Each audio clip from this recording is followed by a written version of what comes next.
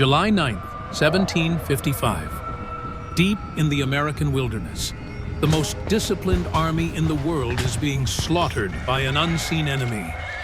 Over 1,000 British regulars marched into the forest expecting an easy victory.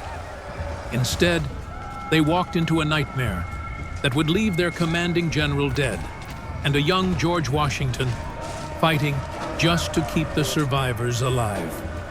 Today, you'll find out how a vastly outnumbered force of French and Native Americans completely destroyed the British war machine. And I'll reveal the fatal, arrogant mistake that doomed hundreds of men before the first shot was even fired. The mission was supposed to be simple. General Edward Braddock, Commander-in-Chief of British North America, was ordered to capture the French Fort Duquesne.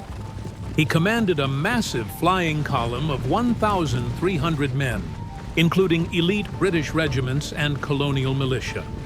But Braddock made one critical error. He was a master of European warfare, where men fought shoulder to shoulder in open fields. He scoffed at the savage wilderness. When offered the help of local Native American scouts, Braddock dismissed them. He marched blindly into the dense, suffocating forests of the Ohio country, leaving his army completely deaf and blind. On July 9th, the British crossed the Monongahela River, just 10 miles from the fort.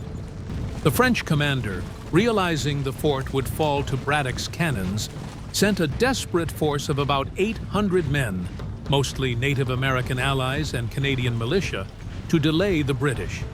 The French arrived too late to set a trap. The two forces literally bumped into each other on a narrow forest road. The British advance guard immediately opened fire. The devastating British volley killed the French commander instantly. Over 100 French troops fled in terror.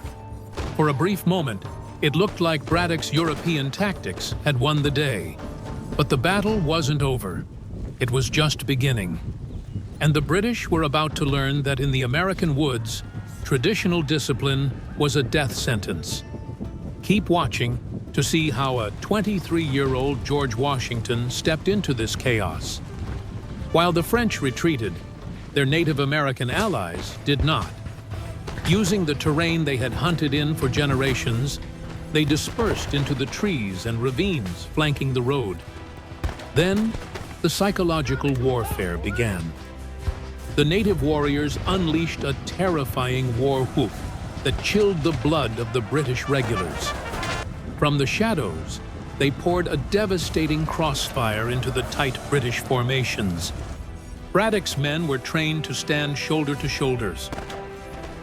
But here, there was no enemy line to shoot at. Only smoke, trees, and flashes of gunfire. Confusion reigned. When the colonial troops, who understood forest warfare, took cover behind trees to fight back, the panicked British regulars mistook them for the enemy. In the thick smoke, British platoons began firing devastating volleys into their own men. The trap had closed. For 3 agonizing hours, the slaughter continued. General Braddock refused to retreat.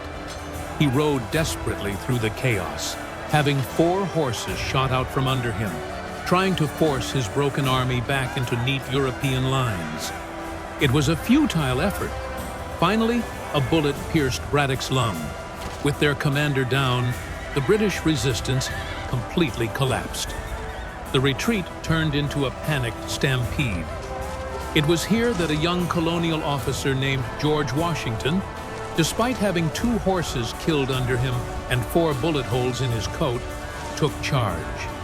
With no official rank in the regular army, Washington miraculously rallied a rear guard, saving the remnants of the British force from total annihilation. Among the survivors were 2 unknown wagon drivers who barely escaped with their lives: Daniel Boone and Daniel Morgan, men who would soon become American legends. The Battle of the Monongahela was a catastrophic defeat. Out of 1,300 British soldiers, nearly 900 were killed or wounded. The arrogant belief that European formations could conquer the American wilderness was shattered forever. This bloody lesson completely changed British military thinking, forcing them to adopt light infantry and skirmishers, tactics that would define the American Revolutionary War just 20 years later.